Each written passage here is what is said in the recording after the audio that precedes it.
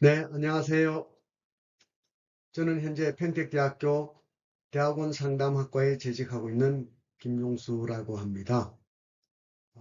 저는 현재 대학원 상담학과에 재직을 하면서 평택대학교 학생생활상담센터 센터장도 함께 맡고 있습니다. 셀프 리더십이란 자신 스스로, 자신 스스로가 자신의 리더가 되어 스스로 통제하고 행동하는 것을 말합니다. 그러다 보면 자신을 사랑하고 자기를 이끌어가는 방법을 익히게 되고 자신의 생각과 행동을 변화시키게 될 수 있습니다. 그런데 말이 쉽지 이게 쉽지 않아요. 자, 왜냐하면 그 이제 원인을 보면 서울대학교 석좌 교수로 계시는 손봉호 교수님이 모 언론에서 주최한 특강에서 제가 얼핏 봤는데 요즘 자연재해가 심하다. 그런데 자연이 주는 고통보다 사람이 주는 고통이 더 크다. 이렇게 말씀을 하셨어요. 여러분 동의하시죠? 저도 봐요. 저도 보면 사람이 주는 고통이 엄청난 것 같아요. 근데 저는 거기다 한마디 덧붙여서 타인이 주는 고통보다 자신이 주는 괴로움이 더 크다. 뭐예요? 자기가 온갖 생각으로 저 친구 나를 무시하네. 나는 바보같이 왜 이러지? 이렇게 해서 고통보다도 더 크게 괴로움을 만들어. 그래서 온갖 생각에 꼬리를 무는 거죠. 사고 중독. 온갖 생각이 나를 괴롭히고 그러다 보면 감정 중독. 생각이 나를 너무 힘들게 만드는 거죠. 아, 내가 생각을 해서 만들고 있네 하고 내가 나를 이렇게 뚝 떨어져서 봅니다.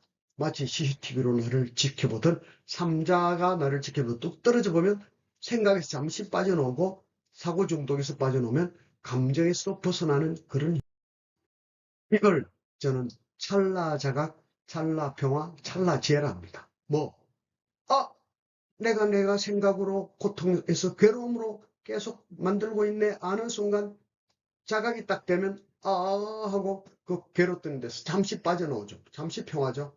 그러면 찰나지혜 내가 어리석었던 데서 잠시 합리적으로 지혜롭게 대하다는 겁니다. 이걸 요즘 의학계에서 뭐 세계적으로 이 우리 동양의 마음챙김이라는 말도 있는데요. 알아차림이라고도 하고요. 이 자각의 효과를 논문이 2만 개 이상 만들어졌는데 세로토닌이 분비된다. 세로토닌은 지혜 호르몬, 행복 호르몬. 이 딱 자각하는 순간 행복, 마음이 편안하게 되면서 지혜롭게 된다. 그 다음에 옥시토신이 분비된다. 이건 사랑 호르몬입니다. 그래서 자기 자신을 긍정적으로 보게 되고 그리고 상황과 타인도 긍정적으로 이 자각의 방법을 크게 네 가지 대상으로 나눠서 신체 자각, 감정 자각, 인지 자각, 기억 자각. 자, 구체가 신체 자각. 그래서 신체 자각은 긴장하고 이완하면 우리가 운동하면 마음이 개운해지죠. 그게 운동을 하게 되면 온몸이 긴장 이완이 반복되는 겁니다. 그래서 긴장 이완, 그 다음에 호흡, 숨을 들이쉬고 내쉬고 호흡을 지켜보면 이 마음이 편안해지고 순간 열받다가도 빙그레, 예, 혹은 숨을 한번 들이쉬고 내쉬고 빙그레. 이게 별것 아닌 것 같은데 작년에 한 여러분은 혹시 알지 모르겠어요. 찰나 열받다가도 숨 한번 들이쉬고 내쉬고 혹은 빙그레 한 번 하는 것만으로도 여유가 생깁니다. 예. 한번 여러분 그러면 이게 그때만 하는 게 아니고 수시로 여러분을 위해서 숨 한번 들이쉬고 내쉬고 혹은 수시로 빙그레 한 번씩 하다 보면 마음이 여유가 생기고요. 그러다 보면 훅 올라올 때도 빙그레 하면서 이제 훈련이 뭡니까? 반복, 내 몸에 배이듯 그렇게 됩니다. 예를 들어 볼까요?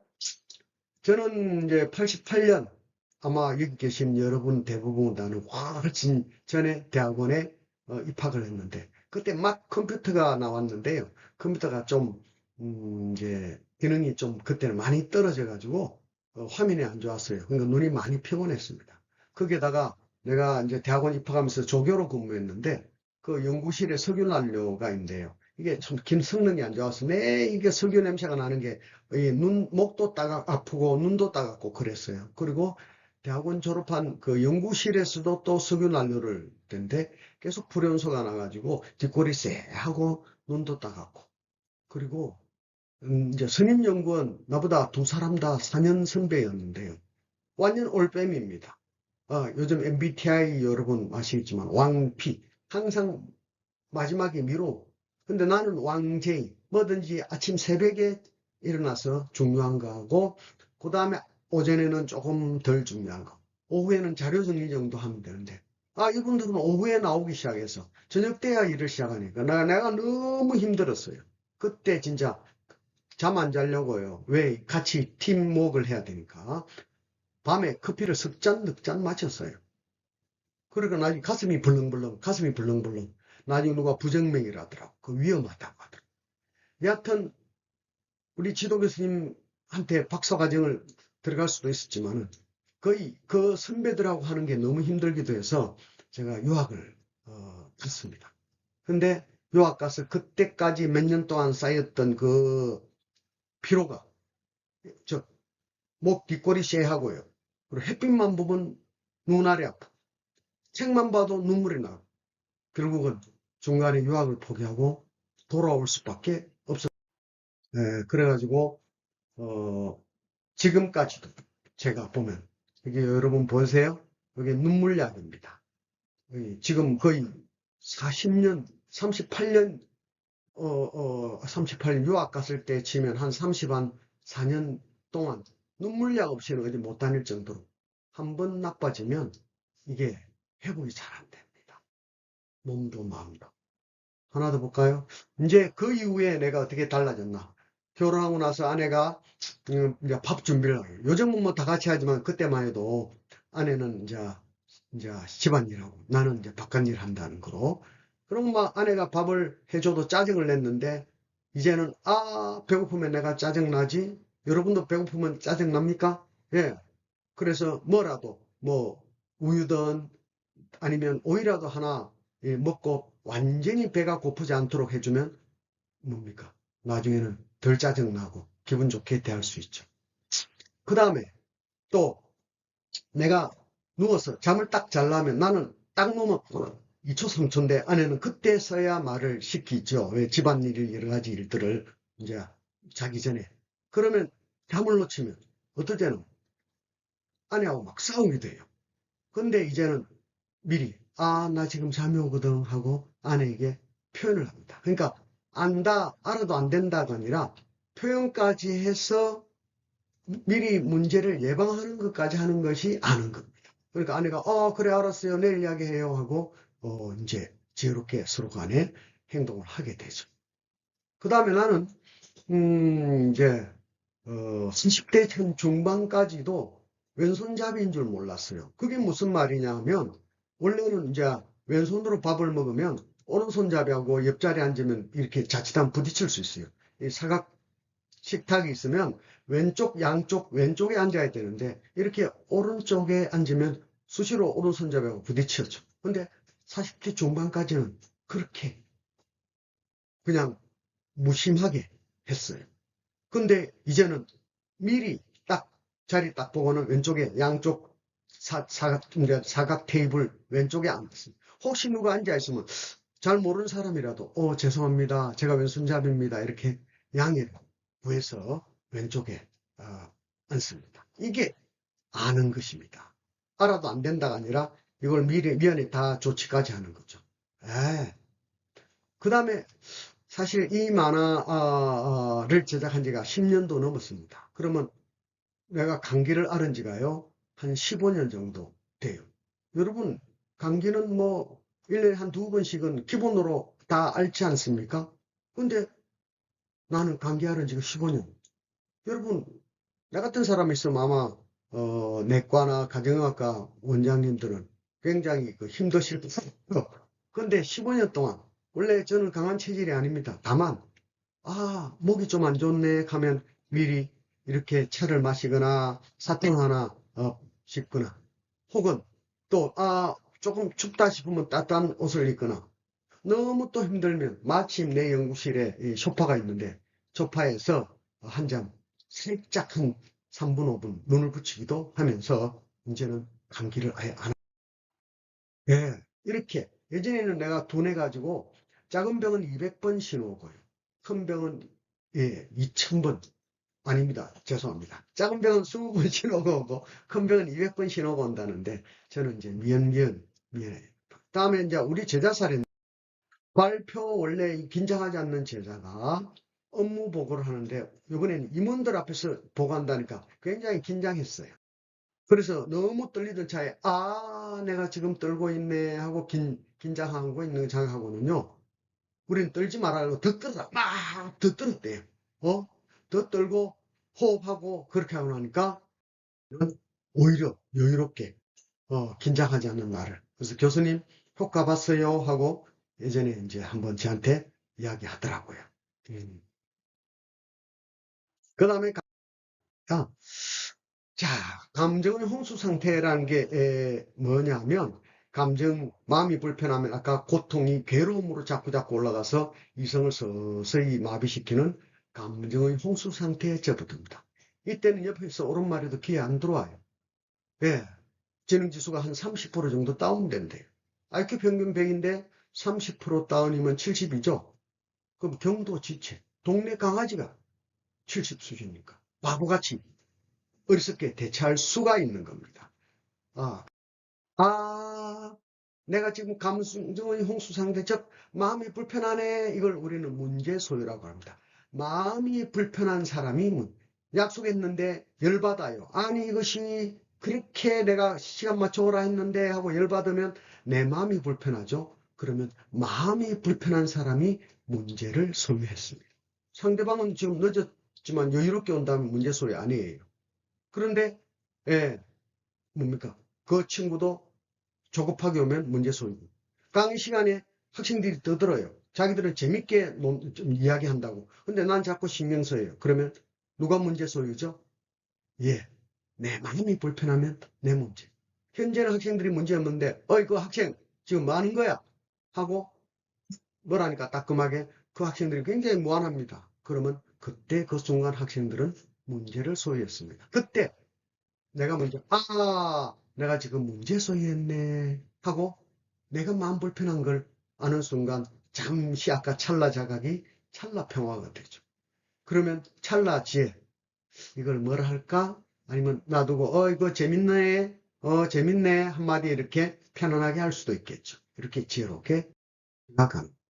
그런데 내한테 강의 들은 사람은 단지 문제를 소유했네가 아니고 나에게 강의 들은 사람은 하나 더 그분이 오셨네. 뭐라고요? 그분이 오셨네 하면 좀 더 느낌이 더 들어옵니다. 호흡을 지켜보듯 내 마음을 딱 지켜보면서 그분이 오셨네. 예를 들어 운전을 우리 제자 중에 아주 그 가열질 제자가 있습니다. 뒷차가 마치 뭔지 따라오다가 쌍라이트 켜고 반짝반짝 왜 이러는 거야? 옆 차선으로 가면 되는데 근데 이 차가요 붕 하고 앞으로 들어오더니 그냥 지나가지 않고 끼어들면서 천천히 가는 그러니까 이 제자가요 열받아갖고 오늘 기분 더러운데 너 죽었어 똑같이 뭡니까 같이 뒤따라가면서 쌍라이트 켜고 클락션 울리고 바로 난폭 운전 다음에 보복 운전이 되고 있는 것이죠. 그런데 그렇게 해서 큰 또 문제가 될 수 있는 찰나 자각 내가 왜 이러나 별것 아닌 거 가지고 상대방 문제를 내 문제로 만들었네. 아는 순간 찰나 평화. 내가 왜 그럴 필요 없지. 괜히 차 한 대 가지고. 그래 너 운전 잘하네 잘 가라. 찰나지. 이렇게 대처를 했다는 겁니다. 또 하나 더 볼까요? 요건 학교 선생님이신데요. 수업 시간에 요즘 애들 안 떠들면 고맙죠. 막 엎드려 자고, 그리고 준비물도 전혀 안 챙겨오고, 그러던 애가 급식 시간에는 초롱초롱한 눈으로 적극적으로 밥을, 이미 그 표현 자체가 지금 선생님이 은근히 열받는 거예요. 아니, 공부는 지독하게 안 하는 놈이 먹는 거는 저렇게 잘 처먹네 하고 훅 올라왔죠. 그 순간, 애는 문제 없는데 나 홀로 지금 화가 나서 문제 소유했네 하고 가만히 분노의 감정에 머물렀다. 이 분노, 이 빨간색이 문제 소유한 상태를 말합니다. 감정 홍수 상태. 알고 나니까 마음이 편안해지면서 이제 파란색은 문제 소유에서 벗어났습니다. 좀 편안해졌죠? 그래. 그리고 이제 하나 더 오지 마라 이런 거 가지고 그래 언제든지 와봐라. 이제 이까지 하는 것이 문제 소유가입니다. 언제든지 와봐라. 여러분 아까 그 파도 타기라는 말이 살짝 있었는데 파도 탈 때 파도 오지 말아 가지고 파도야 와라. 그래야 내가 파도 타게 할 테니까. 네, 하나 더 있네요. 마침 또 수업 시간에 선생님이 전화가 온 거예요.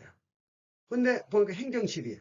얘들아 미안하고 전화를 잠시 받았는데 아니나 다를까 그 학교 업무 이야기를 하니까 막 짜증이 올라와요. 요즘 학생들을 가르치는 것보다도 학교 행정이 더 힘들다 할 정도로 싫죠. 그리고 전화 딱 끊고 나니까 애들이 그동안 본인 저거들끼리 시끄럽게 굴고 자기들끼리 그다음에 뭐 자는 놈도 있고 그래서 훅 올라왔죠. 그러다가 이 문제 소유 상황에서 다행히 알아차림, 자각. 이건 업무상 문제인데 이거는 내 문제지 아이들하고 관계없는데 하고 딱 아는 순간 거리두기 되면서 지혜롭게 어디 자자자 우리 공부하자. 그러면 아무 문제 없죠. 아무 일 없죠. 그러니까 우리가 지혜롭게 되면 큰 문제도 별 문제 아닐 수 있습니다. 근데 우리가 어리석게 되면 특히 문제 소유 상태에서 어리석게 되죠. 그러면 별 문제 아닌 것도 큰 문제가 될 수 있습니다. 여러분. 그래서요. 예를 들어서 엄마하고 아들이 지금 여러분 그림 보면 있죠? 그러면 엄마가 막 아들을 뭘 하는 것 같습니다. 아들이 보니까 이렇게 뭐 침대나 바닥이 좀 어지편한 것 같죠? 그러면 엄마도 아들도 둘 다 문제 소유했죠. 이때 엄마가 훅 올라와서 아이를 딱 뭐라 하려다가 아들을 이거 내가 문제 소유했네. 누구 문제예요? 내 마음이 불편하면 내가 문제 소유. 그러고 나면 잠시 찰나 평화가 되면서 얘를 뭐라 할까? 지금 뭐라 한다고 뭐라 하면 오히려 더 반발하겠지? 그러면 나중에 조금 기분 좋을 때 한마디 좀 해야 되겠다 할 수도 있겠죠. 지혜롭게. 그러면 아들도 그 순간 분명히 자기가 잘못했다고 여기면서도 순간 문제 소유합니다. 엄마는 매번 저렇게 심하게. 근데 내가 문제 소유했네. 엄마가 뭘 한다고? 그리고 엄마도 문제 소유했네. 이제 조금 여유가 생기면 엄마도 문제 소유했네. 이렇게 되죠. 매번 내가 이렇게 하니까 우리 엄마가 문제 소유하네. 그러면 뭔가 좀, 뭐 하나로 다 바뀌는 건 아니지만은 좀 달라질 수 있지 않을까. 왜? 만약 그렇지 않으면 괴로움을 또 만들어내죠. 나는 왜 인생을 이렇게밖에 못 살까? 나는 우리 애들에게 내 이렇게 뭐라만 할까? 나는 왜 우리 엄마한테 매번 이렇게 욕만 들을까? 이렇게까지 괴로움으로 계속 갈 수 있지만 그걸 딱 중간에 찰나자각으로 멈춘 때. 네. 그 다음에 이제 인지자각이 있습니다. 네. 인지자각, 이 작년에 강의한 과목입니다. 내 생각을 사실로 여기는 겁니다. 인지융합이. 그렇습니다. 그리고 인지혈융합은 뭐냐면 내가 생각한 걸 우리 엄마는 나를 싫어해. 내 아들은 나를 힘들게 해. 저 친구는 인사 안 받고 가는 거는 나를 무시하는 거야. 이런 생각을 하고 있다가 내가 생각을 만들어서 그걸 사실로 여기고 있었네. 딱 아는 순간 디스턴시, 거리두기. 시냇물에 떠내려가는 나뭇잎을 지켜보듯 마음을 지켜보고 생각에서 보는 것이 아니라 생각을 봅니다. 생각에 낚인 사람이 아니라 생각을 낚는 사람. 엄마가 나를 싫어하는 게 아니야. 엄마가 나를 싫어하네. 라는 생각을 하고 있네. 그냥 엄마는 화가 났을 뿐. 아들이 나를 일부러 골탕 먹이려고 어지럽혀 놓은 건 아니지. 그냥 애들이 놀다 보니까. 이렇게 딱 떨어지다 보면 생각을 좀 더, 객관적으로. 이거 요 사례 하나만 작년에 한 사례를 한 번 더 반복합니다. 네, 사람들이 재밌다고 했어요. 몇 년 전에 제자가 졸업했다고 인사 왔어. 연말에 목도를 하나 선물한 거예요. 안 그래도 하나 사려고 했는데 또 어떻게 알고 딱 내가 좋아하는 색깔을. 그래서 아내에게 제안을 했습니다. 집에 가서. 그랬더니 아내가 지금도 기억합니다. 아, 이거 메이커네. 촉감 참 좋네요. 그런데 그 다음에 이걸 들고 딱 갖고 가면서 꺼내주면 되겠네 하고 딱 갖고 가는 거예요. 내가 그 순간 아이고 집구석 들어와 봐야 소용없어. 마누라는 자식 놈만 생각하고 애들은 나를 그들도 보지도 않고 나는 돈 버는 기계야. 이게 온갖 생각이 막 돌아가죠. 고통에서 괴로움으로.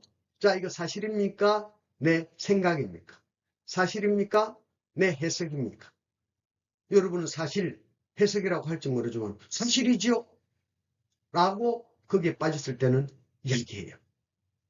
네, 나도 마찬가지 그렇게 될 수도 있습니다.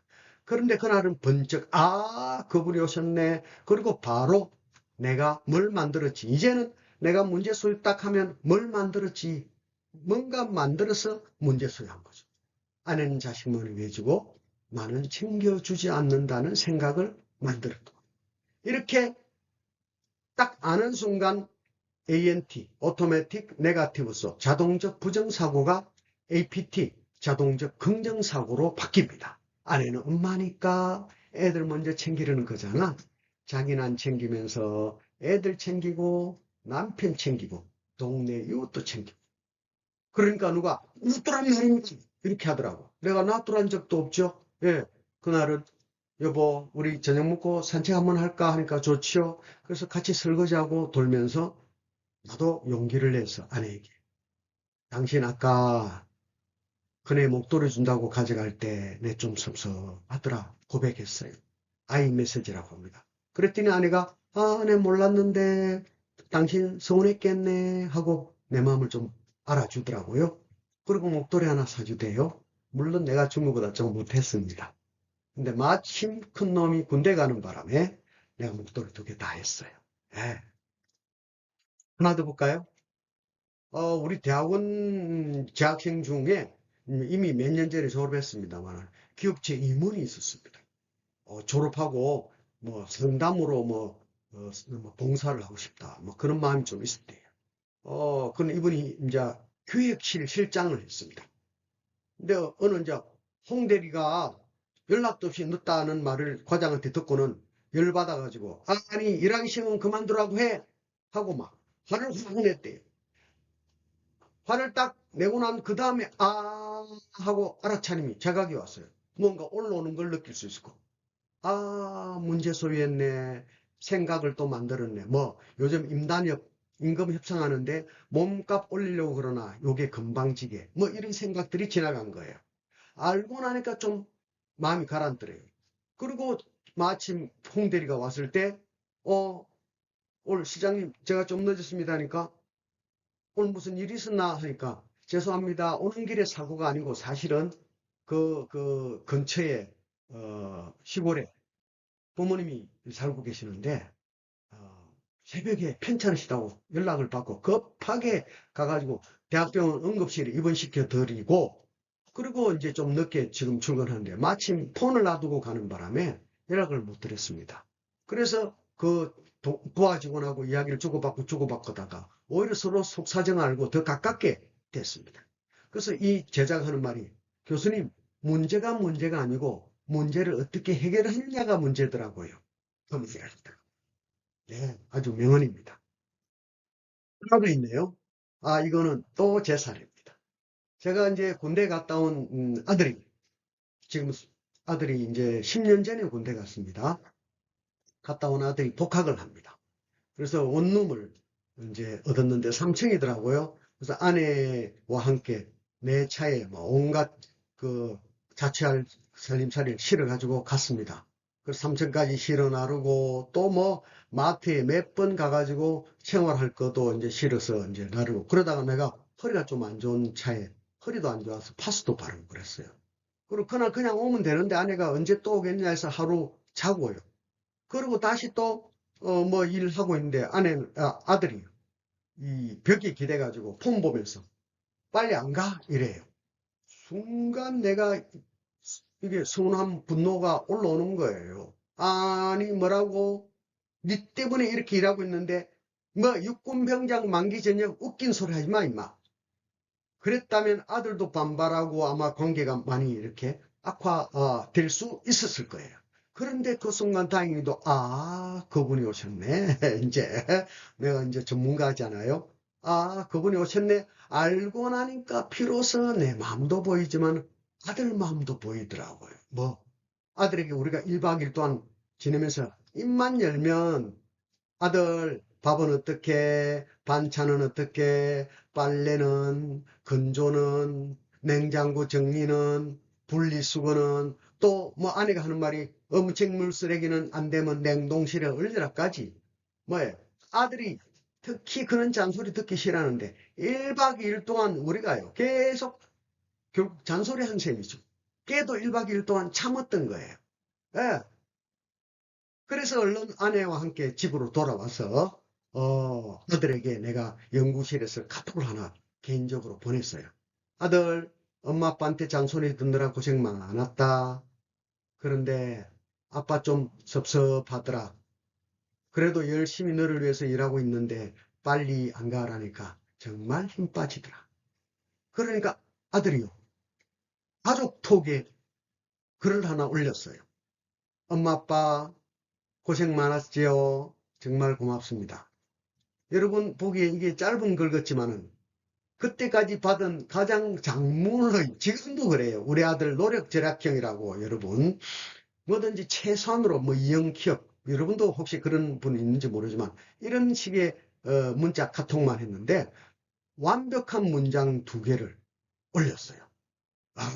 가는 말이 고우니까 오는 말이 고운 겁니다. 예. 자, 그래서 이때도 여러분 엄마는 나를 싫어해, 아들은 나를 힘들게 해, 혹은 인사인데 안 받아줬다고 친구들은 나를 따시켜, 나는 무시당하는 아이야, 이렇게 할 수 있는데 이거 내 생각이네, 내 해석이네, 아는 순간 잠시 탁 빠져나오고 100% 되는 건 아닙니다. 우리 인생이 어떻게 한 방에 다 됩니까? 한 노력을 한 만큼만큼 이렇게 완전히 끈적끈적했던 것이 조금씩 풀어지면서 점점 딱 분리가 될 수 있는 겁니다. 분리가 될 수 있는. 예. 자, 이제 마지막 4번째.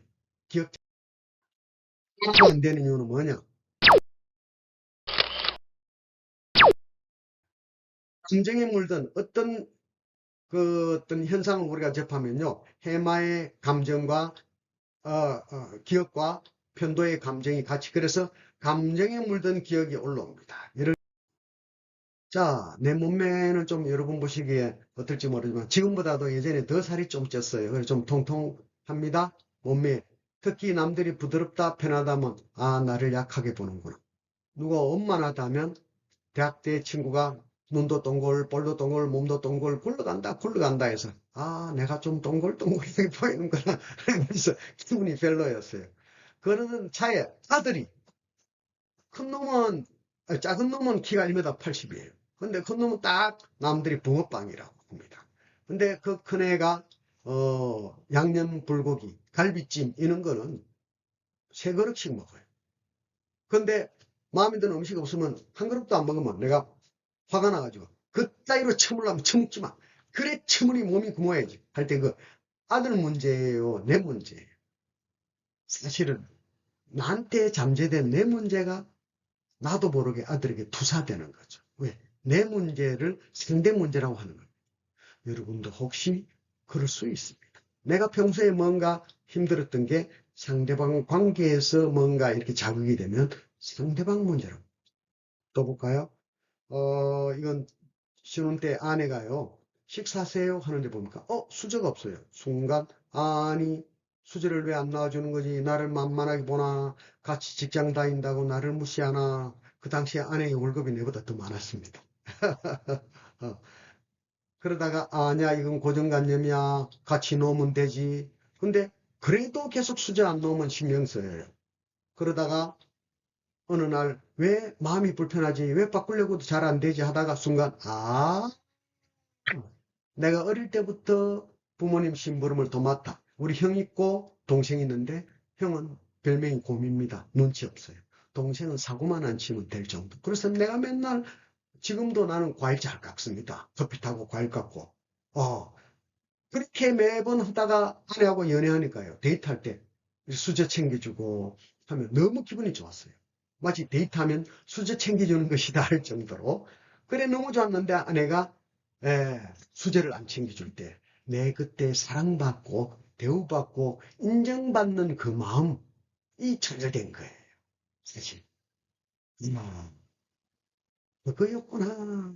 알고 나니까 그래 이제 수저 챙기지 않은 거 이제 사랑받고 챙김받고 싶은 거 이제 괜찮아. 이제는 수저 안 챙겨줘도 편안하게 웃을 수 있습니다. 하나 더 보겠습니다. 우리 대학원 입학생인데요. 면접 볼 때 그 교수님들이 따뜻하게 미소로서 해줬는데 이제 입학하고 나서 인사하니까 차갑게 탁 하는 것 같아서 하고 긴장했어요. 왜 그 교수님하고 뭐 전화 통화하거나 뭐 이야기할 때도 굉장히 긴장이 돼요. 왜 이럴까? 왜 긴장할까? 보니까 자기 잘할 때 아버지가 떠오르는 거예요.